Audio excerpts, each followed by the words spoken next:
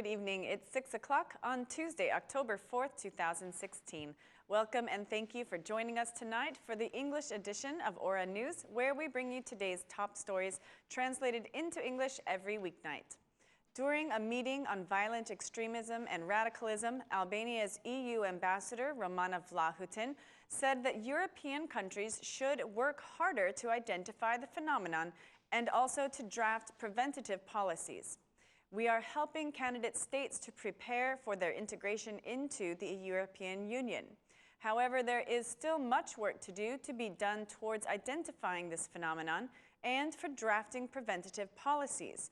The European Union's primary aim is to improve our citizens' lives and make it safer by preventing phenomena such as violent extremism. The EU has allocated approximately 600,000 euros in funds for social organizations and for excellent employees to help the Albanian community, said Ambassador Vlahutin, adding that violent extremism is a global problem and requires knowledge, sensibility, and determination to fight against it. She praised the religious harmony in Albania, setting Albania as a good example in this regard. Over 60,000 Albanian people asked for asylum in EU countries during 2015. About 20,000 asylum seekers returned to Albania, for whom integration remains a difficulty. Austria's ambassador to our country, Johann Sattler, referred to Eurostat statistics when he declared, according to Eurostat, the asylum seeker trend intensified in 2015. Albania is listed at the top of 5 countries applying for asylum within the EU. 33.5% of the 60,000 asylum applications filed by Albanian citizens during 2015 belonged to minors. Many of these children were traveling unaccompanied, exposing them to a higher risk of exploitation or abuse. The vast majority of those who seek asylum decide to return voluntarily when their application is rejected. This type of return grew at the end of 2015 and the beginning of 2016. According to data from the Border General Directory and the Migration Police, 21,000 Albanian citizens returned from European countries in the second semester of 2015. The first semester of 2016 shows 7,500 citizens returning, of which 1,700 are minors. But what happens to these families once they return to Albania? Most of them encounter difficulties finding a job, to receive social support, or to be educated.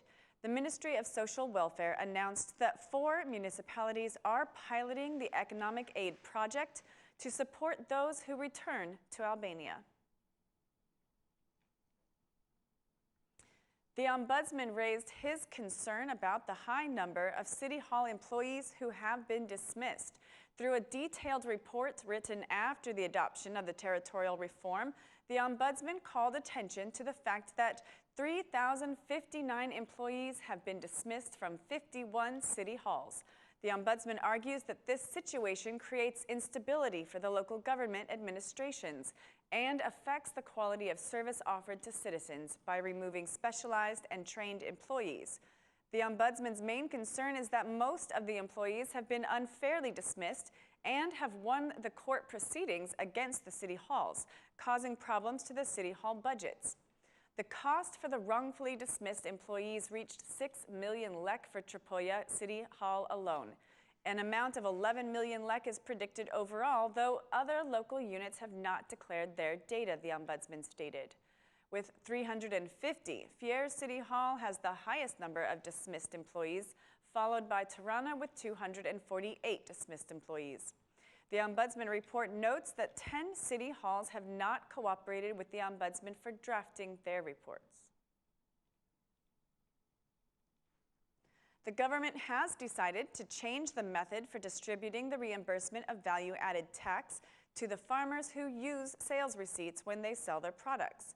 During a meeting with farmers, Prime Minister Edi Rama declared that this responsibility will be transferred to local governments because the original plan failed. The Prime Minister presented some new projects for the agriculture sector. Farmers who sell their products with regular documents will benefit from 20% reimbursement for value-added tax. The truth is that there is not a transparent design for everyone. There are some farmers who receive reimbursements and others that do not receive it. The system does not function properly. We are working on another plan so that city halls can give reimbursements, declared the Prime Minister. Prime Minister Rama listened to the farmers' concerns for the chemicals and seed quality and announced that a new plan is being drafted in this regard. Mr. Rama said that licensed selling points will be opened, which will offer guarantees for quality. Soon, we will have an authorized list of licensed selling points where farmers can go and buy seeds. If a farmer buys at these points, he has the state's guarantee for seed and chemical quality, said the Prime Minister, who promised a rapid solution to the farmers over the property title issues, as according to him, this is an old problem that has caused many conflicts and victims. Assembly Speaker Ilir Meta welcomes the new ambassador from Montenegro. The Assembly Speaker praised the excellent relationship between the two countries and noted that Albania is proud of their good neighbor model. The ambassador expressed gratitude for the quick ratification of Montenegro's NATO accession protocol by the Albanian parliament and noted that the good relations between the two countries should continue through joint infrastructural projects, trade exchanges, and highlighted by the Berlin process. Earlier, the Assembly Speaker held a meeting with Poland's new ambassador, Mr. Karol Buchura. Mr. Meta expressed gratitude to the ambassador for the support Poland has given to Albania's integration process and stressed that Poland is an important partner in Albania's economic, tourism, and agricultural cooperation with the EU. The ambassador of Poland assured Mr. Meta that Poland will fully support Albania's advancement towards EU membership. The Assembly Speaker also received the new Egyptian ambassador to our country, Mohammed Khalil. Highlighting brotherly relations between the two countries, Mr. Meta emphasized the importance of economic and trade cooperation between Albania and Egypt. The Assembly Speaker praised interparliamentary relations and expressed willingness to intensify them in the future. The ambassador from Egypt declared his work will focus on trade exchanges, cooperation in agriculture, tourism, culture, and education, which according to him, both countries have untapped potential.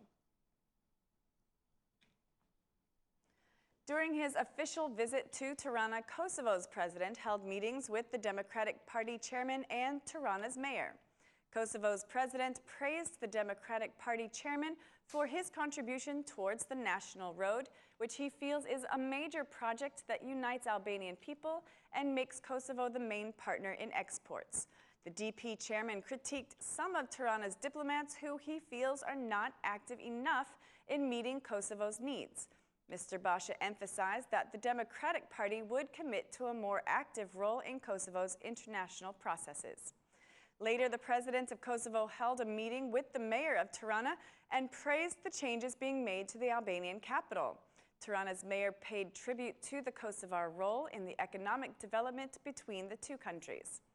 There are some entrepreneurs in Kosovo who have expressed an interest to invest in hotels and tourism in Tirana. There is an increase of tourists who visit Tirana. We have a very good relationship with importers, especially of fruits and vegetables. Some of Kosovo's business owners have applied to open their warehouses in Tirana, declared the mayor. Tirana's marathon, which will be held this weekend, is an initiative organized in cooperation with some Kosovar city halls. Also, the meeting of city halls from Albania, Kosovo, Macedonia, Montenegro, and southern Serbia will be held in November. The head of the Agency for Urban Legalization and the Integration of Informal Areas, Artin Lamay, reported today at the Parliamentary Commission of Productive Activity. During his report, Mr. Lama declared that Albania has 320,000 constructions without permission from 2006 to 2015.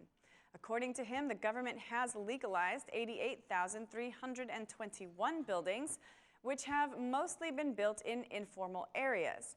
The head of the legalization agency said that the state has spent $15 million to compensate property owners whose land was illegally occupied.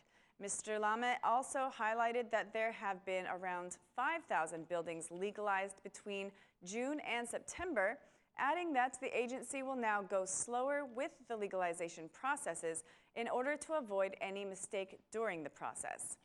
The head of legalization agency declared that the government aims to formalize all informal areas by the end of its mandate. That's all for our English edition this evening. Please join us again Monday through Saturday at 6 p.m. for your local news in English. My name is Mari, and on behalf of Ora News, thank you and good night.